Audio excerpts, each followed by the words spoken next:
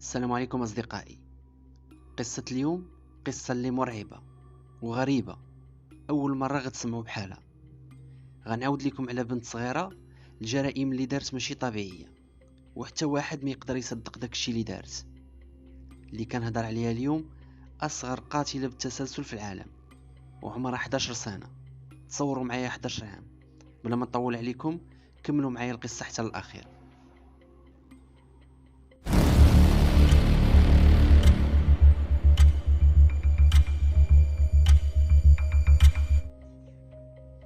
اللي غنعاود لكم عليها اليوم سميتها ماريبيل، زايدة في انجلترا وعمرها 11 سنة.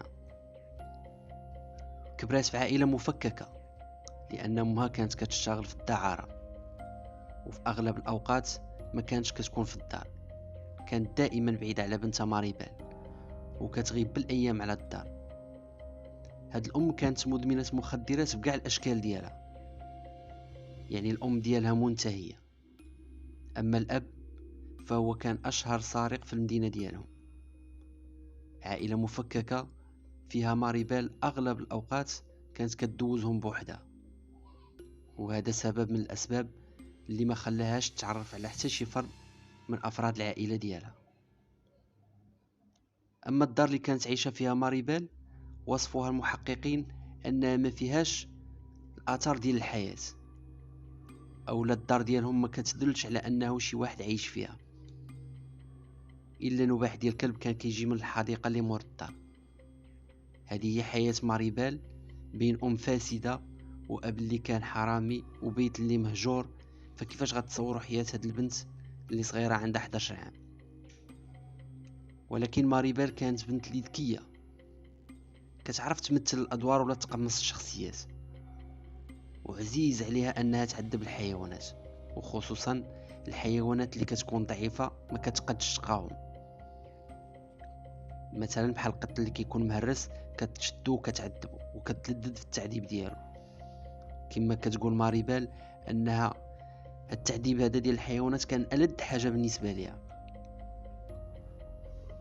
ديال الطفلة اللي عندها 11 سنة غتبدا باكتشاف جثة ديال وليد صغير حدا واحد المصنع اللي فيه واحد البلاصه كيلعبوا فيها الدراري صغار، وفيها طوموبيلات خاسرين اللي سامحين فيهم واليهم. الوليدات الصغار كيجيو يلعبوا في ديك البلاصه رغم التحذيرات ديال والديهم. عزيز عليهم ديك البلاصه لان فيها طوموبيلات خاسرين وكيجيو يتخشاو فيهم ويبقاو يلعبوا تما، حتى لقاو واحد الجثه ديال وليد صغير في ديك البلاصه ما فيها حتى شي اثر ديال القتل، وتعتبرات هاد الحادثه موت عادي. ولكن من بعد عام عاودوا لقاو جثه ديال طفل اخر في نفس البلاصه، ولكن هاد المره لقاو الجثه مشوهه.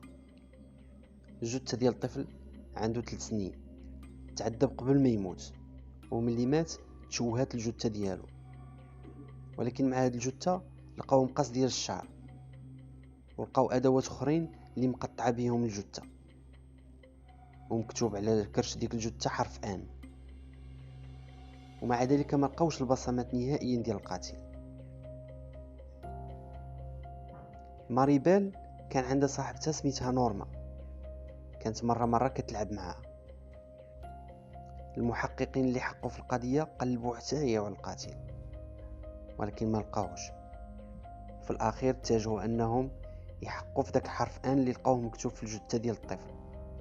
قالوا ربما يكون كيرمز لاسم القاتل، وقلبوا حتى هي في الضواحي ديال ديك المنطقة على شي واحد اللي غيكون كبير يرتكب هذه الجريمة ويكون الاسم ديالو كيبدا بحرف ان، ولكن ما لقاوش الا طفلة صغيرة اللي كانت سميتها نورما، وهي اللي صاحبت ماريبال. جابوها وبداو كيحقوا معها، واعترفت ليهم بالزربه. بنت صغيره ما عارفاش، وخصوصا انها ما تقدش تقتل، اعترفت باللي كاين ديك الساعه، وقالت ان ماريبال هي اللي قتلت الولد الاولاني وقتلت الثاني وشوهت الجثه ديالو وكتبت عليه حرف ان. كان كيبان ان نورما ما كتكذبش. جابوا ماريبال ديك الساعه بداو كيحقوا معها، ولكن ما داوش منها لا حق لا باطل، لانها كانت كتعرف تراوغ وكانت اي حاجه قالوها ليها كتهدر بكل اريحيه وثقه في راسها وكيبان في عينيها الشر. فالمحققين كانوا متاكدين ان ماريبال هي اللي قتلات وهي اللي ارتكبت هذه الجرائم هذو. واخا السن ديالها كان 11 عام ما كان حتى شي واحد كيتصور انها دير هذه الجرائم.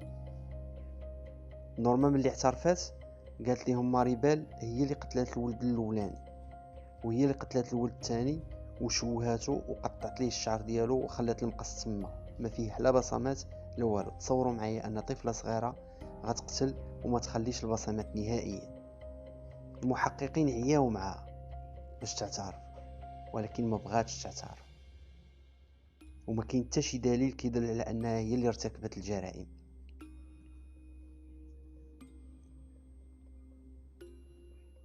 داوها الاطباء النفسانيين وحتى الاطباء ما صوروا منها حتى شي حاجه. تصوروا معايا ان المحققين وحتى المحكمه ما لقاتش باش دينها الا بالاعتراف ديال صاحبتها نورما، وحكموا عليها بالمؤبد.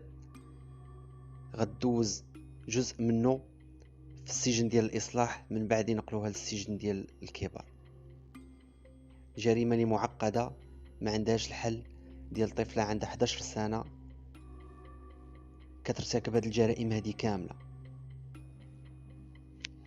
السلام عليكم ورحمه الله.